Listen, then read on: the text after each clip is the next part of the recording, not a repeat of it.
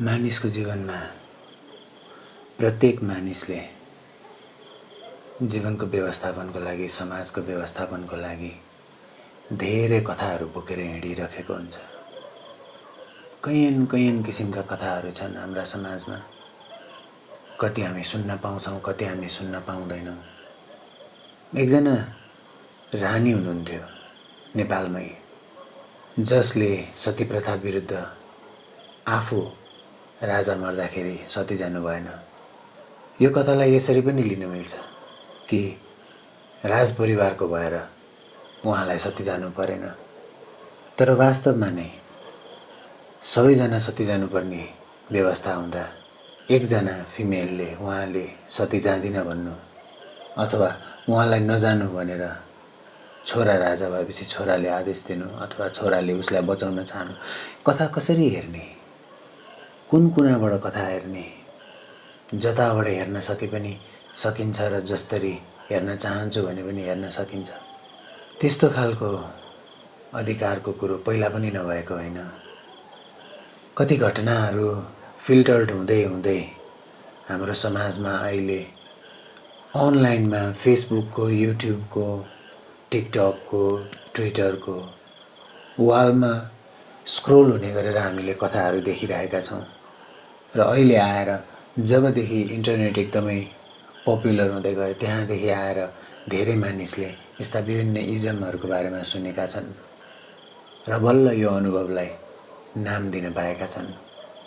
कुनै पनि इजमको कन्सेप्ट पश्चिमबाट आउँछ। पूर्वमा इजम हिसाबको कन्सेप्ट कमै रहिआयो। पूर्वको सभ्यताको विकासले नै यस्तो स्थितिमा राखिदियो कि मानिसहरूलाई उसको हुनुको जीवनलाई, उसको हुनुको दुःखलाई, उसको हुनुको सुखलाई सबैलाई यस्तै हो भनेर सहन सक्ने क्षमता दियो।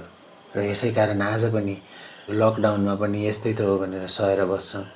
हामी आन्दोलनमा पनि यस्तै त हो भनेर सहेर बस्छौँ। हामी भूकम्प जाँदा पनि यस्तै त हो भनेर सहेर बस्छौँ। कुनै पनि समाजमा संसारभरि हिंसा नहुने भन्ने जस्तो कहिले भएन। कहिले पनि मानिसहरू आज जस्तो खुला रूपले कथाहरू बाँड्न पाउने अवस्थामा थिएनन्।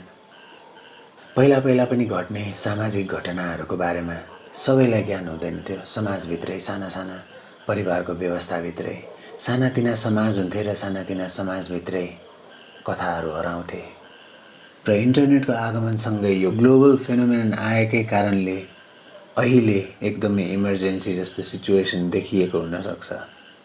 र कथा पहिला पनि यस्तै थियो, अहिले पनि यस्तै छ। केही शताब्दी अघिसम्म धेरै देशमा महिलाहरूलाई लिभिङ बिइङ नै गनिँदैन थियो। एसेटको रूपमा लिइन्थ्यो, अब्जेक्टको रूपमा लिइन्थ्यो।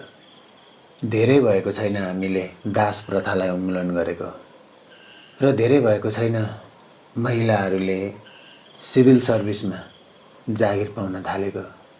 योभन्दा अगाडि पृथ्वीमा कहिले पनि यस्तो अवस्था थिएन। र भिन्न भिन्न सभ्यतामा, भिन्न भिन्न समाजमा स्त्रीहरूलाई घरभित्र राखिएको केही कारण थिए होला तिनीहरूका आफ्नै। त्यो बेलाको, त्यो समाजको, त्यो सभ्यताको कुनै आवश्यकता थियो र त्यो त्यस्तो थियो। अहिलेको सभ्यताको, समाजको आवश्यकता यस्तो छ र अहिले यस्तो भइरहेको छ। तिमी यी सबै कथाभन्दा भित्र यो शोचलायमान संसारलाई निहाल्ने क्षमतासम्म आऊ र यो सदा सदादेखि चलिरहेको चक्रलाई निहाल्ने क्षमतासम्म आऊ र पहिला पहिला भएको, पहिला पहिला हुने खालका मानवले गर्ने मानवलाई व्यवहार अहिले कहाँसम्म आइपुग्यो होला यसलाई पनि तिम्रो आफ्नो कथामा लिएर आऊ, तिम्रो आफ्नो अनुभवमा लिएर आऊ। र तिमीले युगको कथा देख्न थाल्छौ। युगको कथाले कलियुगबाट मानिसहरू एज अफ लाइटतिर गइरहेका छन् भन्छ। 5th डिमेन्सन अर्थतिर गइरहेका छन् भन्छ। अब ह्युमन एसेन्सनको कुरा गरिरहेका छन्। आधा संसार बिस्तारै बिस्तारै योगतिर ढल्किन थालिरहेको छ। यो सब घटनाले ल्याएको तिम्रो अवस्थालाई निहाल, यो समाजको अवस्थालाई निहाल। र तिमीले चाहेर पनि, तिमीले जति चाहे पनि, तिम्रो सपनामा जति भए पनि तिम्रो आफ्नो जीवन अरूलाई तिमीले दिन सक्दैनौ बाँच्नको लागि, र अरूको जीवन पनि तिमीले बाँचिदिन सक्दैनौ। त्यसैले तिमी अरूले के भन्ला, यो समाजमा, यो संसारमा अरूले कस्तो सोचिरह होला भन्नेतिर नलाग। तिम्रो मनले के भन्छ, तिम्रो हृदयले के भन्छ, तिमी अहिले कुन अवस्थामा छौ, कुन व्यवस्थामा छौ, त्यहाँ नै सर्वप्रथम तिमी आफ्नो करुणामा फर्किनुपर्छ। तिमी त्यहाँ नै जाग्नुपर्छ। तिम्रो जस्तो अवस्था छ त्यहाँ नै जाग्नुपर्छ। र त्यसपश्चात बल्ल केही तिमीले गर्न सक्छौ। तिमीले यो सारा संसारको यो विश्व ब्रह्माण्डको कथा गहिरोमा देखिसकेपछि मात्र तिमीले केही गर्न सक्छौ। त्योभन्दा अगाडि तिमी यस्तै विभिन्न हावाहरूमा हल्लिरहन्छौ। कताबाट कुन हावा आउँछ त्यहीसँग एक हुन्छौ, अर्को कताबाट कुन हावा आउँछ त्यहीसँग एक हुन्छौ। तिम्रा न्युज फिडमा नेगेटिभ न्युज 4-5 वटा लगातार आयो भने तिम्रो मनमा डर सुरु हुन थाल्छ, तिमी आत्तिन थाल्छौ। तिम्रो न्युज फिडमा केही कमेडी भिडियो आयो भने तिमी त्यसलाई हेर्छौ र हेरेको गर्न थाल्छौ। तिमी विभिन्न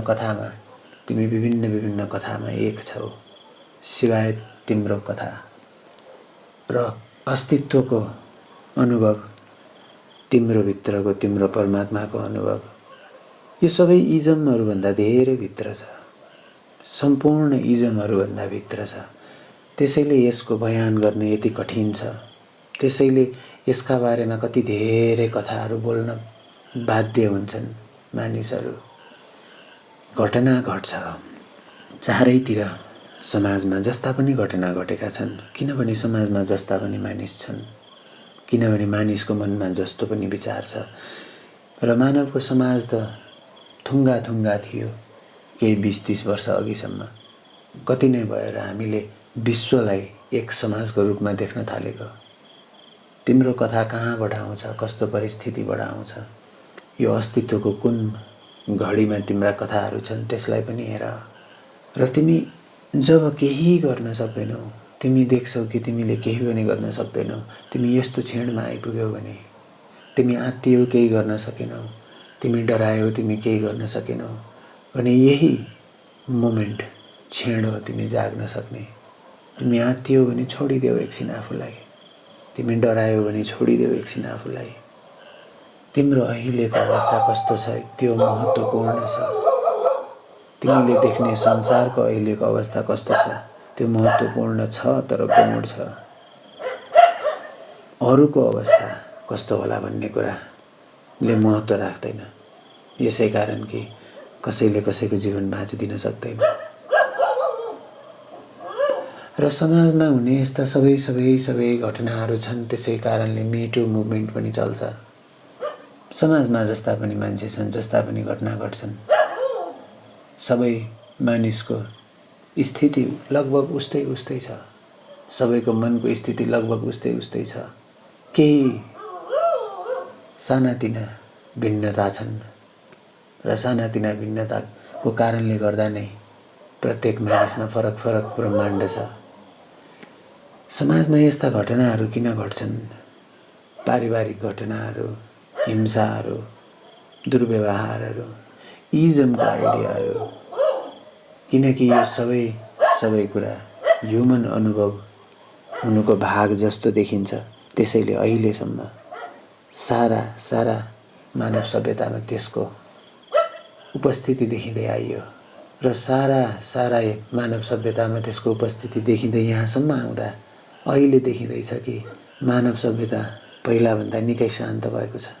सायद यसले बिस्तारै एक अर्काको हुनुको उपस्थिति सारा मनुष्यतालाई बोध गराउँदै लैजाला र त्यसैकारण ह्युमन माइन्डले यस्ता हिंसाहरू विरुद्ध अथवा भनौँ शान्तिको पक्षमा धेरै वकालत गर्छ र वकालत गर्न सक्ने क्षमता बिस्तारै मनुष्य जातिमा सबैसँग आउन थालिसक्यो।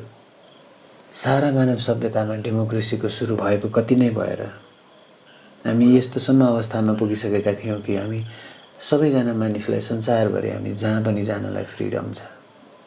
जस्तो पनि कल्चरलाई निहाल्न सक्ने हामीसँग क्षमता भइसकेको थियो। लकडाउन अगाडिसम्म लकडाउनले के गर्छ भन्न सकिँदैन, किनकि भविष्य हामीलाई थाहा छैन। यस्ता घटनाहरू किन घट्छन् भनेर थाहा पाउनको लागि तिम्रो व्यक्तिगत जीवनलाई तिमीले पूर्ण रूपले निहाल्नुपर्छ। तिम्रा मनमा तिमीले दबाएर राखेको, तिमीले लुकाएर राखेको, तिमीले बिर्सिएका तिम्रा कुण्ठाहरू पनि खोजी खोजी करुणामा परिणत गर्दै लैजानुपर्छ। त्यसैले त जागरणको यात्रा कठिन छ जस्तो लाग्छ। हिँड्दै गयो कता अल्झेको थाहै पाउँदैन। फेरि कतातिर गएर खाल्डोमा परिसकेका हुन्छ। मन एकैछिन शान्त हुन्छ, फेरि कतिखेर भाग्छ थाहै हुँदैन। कथा बनाउन थालिसकेको हुन्छ। यो सब चक्रहरूलाई हेर्दै जाऊ। तिम्रो जागृति नभएसम्म तिमीलाई सानातिना घटनाहरू, सानातिना कथाहरूले सताइरहन्छन्।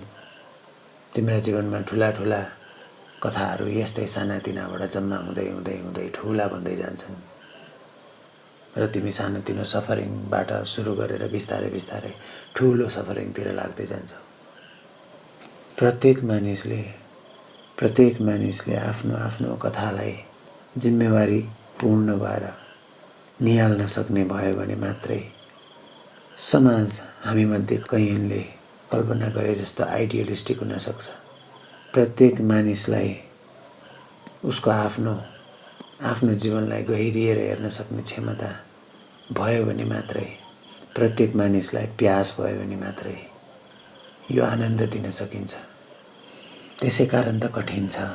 त्यसै कारण सबैले यो यात्रा गर्न सक्दैन। त्यसै कारण सबैजनासँग प्रश्न पनि हुँदैन, किनकि अलिकति हिँड्छ र छोडिदिइहाल्छ। कहाँ माइन्डले स्टोरी छोडेर अर्को स्टोरी समाउँछ थाहै पाउँदैनौ। र तिमी अरूको कथा पनि समाउँदै हिँड्छौ, अरूले तिम्रो कथा समाउँदै हिँड्छ र सबैजनाले एक अर्कालाई बचाउनको लागि केही न केही आफ्नो मनमा, आफ्नो वचनमा तिम्रो विरुद्ध राख्छ र तिमी पनि अरूको विरुद्ध त्यसै गरी राख्छौ र तिम्रो कुरा काट्ने बानी चलिरहन्छ। तिमी यताबाट उता कुरा लिएर जान्छौ, उताबाट उता कुरा लिएर जान्छौ। दोस्रो पाइलाको अर्थ यो पनि हो कि तिमीले यो स्वीकार्नुपर्छ कि तिमी नितान्त एक्लो छौ। धेरै गुरुहरूले भन्नुभएको छ कि अरू भन्ने जस्तो कुरो एक्जिस्ट गर्दैन, किनकि तिम्रो जीवनमा तिमीले अनुभव गर्न सक्ने सबै कुरा तिमी भित्रै छ र तिमीभन्दा बाहिर जे छ त्यो सब सपना हो। तिमीले यो सपनाबाट तिमी जागृत नभएसम्म यो प्रकृतिमा यो सबै कुरा किन छ भनेर देख्दैनौ। तिमीले सानो कथाहरू देख्छौ, सानो कथाहरूको चक्र देख्छौ, सानो नै चक्र देख्छौ। यसै कारण मास मिडियामा पपुलर कल्चर भन्नाले ever changing, ever fresh new भइरहनुपर्ने ट्रेडिसन भएर चिनिन्छ। र यसै कारण एउटा गीत आउँछ, पपुलर हुन्छ र एक हप्ता नलाग्दै अर्को गीत आउँछ, पपुलर हुन्छ, अर्को गीत आउँछ, पपुलर हुन्छ र यो साइकल चलिरहन्छ। त्यस्तै फेसन कल्चरमा, त्यस्तै आर्ट कल्चरमा एकदमै छिटो सञ्चालन भइरहन्छ र कल्चर जस्तै यो पप कल्चर जस्तै, मोबाइल फोन्सहरू जस्तै यसरी टेक्नोलोजीका कुराहरू, मानिसको एकोमोडेसन, मानिसको लाइफस्टाइल भन्ने जस्तो कुराहरू निरन्तर रूपमा एकदम छिटो परिवर्तन भइरहन्छ। जहाँ तिमी भागे पनि तिमी एक्लै छौ। जे कथा तिमीले समाए पनि तिमी एक्लै छौ। तिम्रो अनुभव नितान्त तिमीले मात्र गर्न सक्छौ। तिमी जस्तो अवस्थामा छौ त्यस्तोलाई तिमी ध्यान बनाउँदै जाऊ। अरूले के सोच्ला, अरूले के भन्ला भन्ने कुरो एकदमै मसिनो महत्त्व राख्ने कुरा हो। जीवन यति अपार, यति ठुलो छ, कसैले के भन्ला भनेर केही फरक पर्दैन। र तिमीले त्यो देखेकै छौ समाजमा, कसैले के भनेर केही फरक परेको छ र? सबैले आफ्नो मन लागेको गरिरहेको छ र कोही केही पारिवारिक सामाजिक मूल्य मान्यता बन्धनमा रहेर आफूले मन लागेको कुरा गर्दैन अथवा दिमागमा ल्याउँदैन। एथिक्सको भन्दा परको कुरा होला अथवा क्राइमको कुरा होला र यस्ता कुराहरू मान्छेले आफूभन्दा पर राख्छ। र यस्ता कुरा पर राखेको कारणले नराम्रो कुरा छैन भनेर कल्पना गरिरहन्छ, तर सारा संसारभरि नराम्रो कुरा देख्छ र कन्फ्युज खान्छ। जति धेरै कथा समाउँदै गइन्छ त्यति धेरै कन्फ्युज हुँदै गइन्छ। कुनै पनि इजममा तिमी अड्कियौ भने तिम्रो अध्यात्मको यात्रामा, तिम्रो अन्तर्मनको यात्रामा तिमी कुनै पनि इजममा आफूलाई पायौ भने अहिले यस्तो अवस्थामा रहेछ भनेर थाहा पाऊ। यसको चक्र अहिले घुमिरहेको रहेछ भनेर थाहा पाऊ। किनकि पप कल्चर जस्तै इजमहरूको पनि ठुलो ठुलो चक्रहरू हुन्छ र कुनै चक्रको यो अवस्थामा आइपुगेछ भनेर थाहा पाऊ। र यसरी इजमहरूको सुरुवात हुनु भनेको, यसको अध्ययन हुनु र धेरैले थाहा पाउनु, यसलाई चिन्न सक्नु, यसलाई जान्न सक्नु भनेको सकारात्मक सङ्केत पनि हो। किनकि मानिसहरू बोल्न सक्ने भएका छन्, आफ्नो मत राख्न सक्ने भएका छन्। इन्टरनेटले त्यहाँसम्मको व्यवस्था मानिसलाई दिएको छ, सूचना प्रवाह गर्न सक्ने भएका छन्। बिस्तारै सुन्दर भविष्य हुँदै जान्छ, तर यात्रा तिमीले जागेर सुरु गर्नुपर्छ। त्यसबाहेक अरू कुनै उपाय छैन। त्यसबाहेक यो संसारमा पहिला पनि यस्तै घटना घटिरहन्थे, अहिले पनि घटिरहेको छ र पछि पनि घटिरहनेछ। किनकि मैले सुनेको मानव सभ्यता सदैव सदैव निदाएको थियो, आध्यात्मिक निन्द्रामा थियो। मनुष्यले दिउँसो ऊ जाग्दाको क्रमलाई जागरण भन्न मिल्दैन। ऊ अर्ध सपनामा हुन्छ, राति ऊ पुरा सपनामा हुन्छ। सपनामा हुनुको अर्थ विपनामा देखेको कुराको छायाहरू, इमेजेसहरू मनभित्र डुलिरहने। र दिउँसै पनि तिमी कहीँ टोलायौ भने तिम्रा मनभित्र यसरी इमेजेसहरू, छायाहरू टोलाउन थाल्छन् र तिमी दिउँसै सपना देख्न थाल्छौ। मन यसरी कतै कथाको सपनामा डुलिरहन्छ। तिमी अहिले यो इजमको कथामा आएछ भनेर थाहा पाऊ र तिमी तिम्रो करुणाको मालिक आफै बन। तिमीलाई जहाँ अशान्त हुन्छ त्यो मार्ग तिमी हिँड्दै नहिँड। तिमी जे समाचार सुन्दा तिमीलाई दुःख लाग्छ त्यो तिमी सुन्दै नसुन। त्यसो गर्नाले संसारमा त्यो घटना नघट्ने त हुँदैन, तर तिमीमा भित्रबाट शान्त रहन सक्ने क्षमताको विकास हुँदै जान्छ र बिस्तारै यो क्षमताले तिमीलाई संसारमा भएको द्वैतको पनि दर्शन गराउँछ। परिवारमा प्रेम भएका परिवारहरू पनि छन्, परिवारमा झगडा हुने परिवारहरू पनि छन्। यी दुईटैको उपस्थिति यो संसारमा सदैव थियो र सम्भवतः मानिसहरूले आफ्नो कथालाई निहालेर जाग्ने क्रममा लागेन भने सम्भवतः सदैव रहने पनि छ। तिमीले जे देख्छौ त्यो तिमी होइनौ। त्यसैले पनि तिमीलाई केही समाचारले दुःख दियो भने तिमी समाचारसँग एक नहौ। समाचार अर्थात् तिमीभन्दा बाहिरबाट आएको सूचना, तिमीभन्दा बाहिरबाट आएको सूचना सदैव तिमीभन्दा बाहिरबाटै विलिन हुन्छ। यो प्रकृतिको नियमसम्म तिमी आइपुग्ने चेष्टा गर, प्रयास गर। तिमीले आज अलिकति तिमी होसमा आएर हेर्छौ, तिम्रो मनलाई अलिकति निहाल्छौ, फेरि निदाउँछौ, फेरि भोलि अलिकति निहाल्छौ, फेरि निदाउँछौ। तिमी निहाल्ने क्रम गर्दै गर्दै जाऊ। एक दिन यो जम्मा हुँदै हुँदै हुँदै गएर तिमीलाई तिम्रो सम्पूर्ण कथाभन्दा भित्र लिएर जान्छ, जहाँ यति शान्ति छ कि एक्सप्रेस गर्नुपर्ने कुरा भरबल्ली हुनै सक्दैन, जहाँ तिम्रो मौनतामा नै तिम्रो प्रश्नहरूको उत्तर हुन्छन्।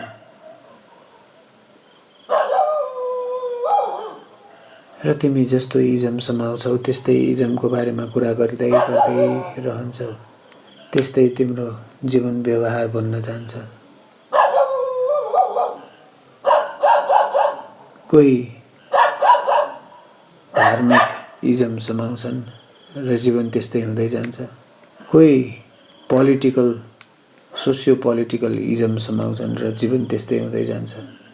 इजमले मानिसको सोच्ने आकार, सोच्ने प्याटर्न, समाजलाई निहाल्ने आधार प्याटर्न परिवर्तन गर्दै जान्छ। यो परिवर्तनशील कुराको वरपर तिम्रो नजर लगाऊ, तिम्रो होस लगाऊ। तिमीले कस्तो कस्तो समाचारहरू निहाल्छौ, कस्तो कस्तो स्टोरीहरू फलो गर्छौ, त्यसले तिम्रो जीवनको आनन्दको स्थितिलाई कस्तो हुने भनेर निर्धारण गर्छ। तिमी खुसीवाला आनन्द हुने अथवा तिमी दुखीवाला आनन्द हुने। तिमीलाई दुःखमा पनि आनन्द लाग्छ, तिमीलाई भिन्न भिन्न समाजका संसारका कथाहरू हेरेर तिमीलाई रमाइलो लाग्छ, तिमी आनन्द महसुस गर्छौ भने हेर, तिमी त्यो गर्न स्वतन्त्र छौ। तर ती सब कथा हुन् भनेर थाहा पाउनलाई नबिर्स्यौ। तिमीले ती सब कथा हुन् भनेर थाहा पाउन बिर्सिने बित्तिकै तिमी ती कथाहरूमा एक हुन्छौ र दुःख पाउन सुरु गरिहाल्छौ।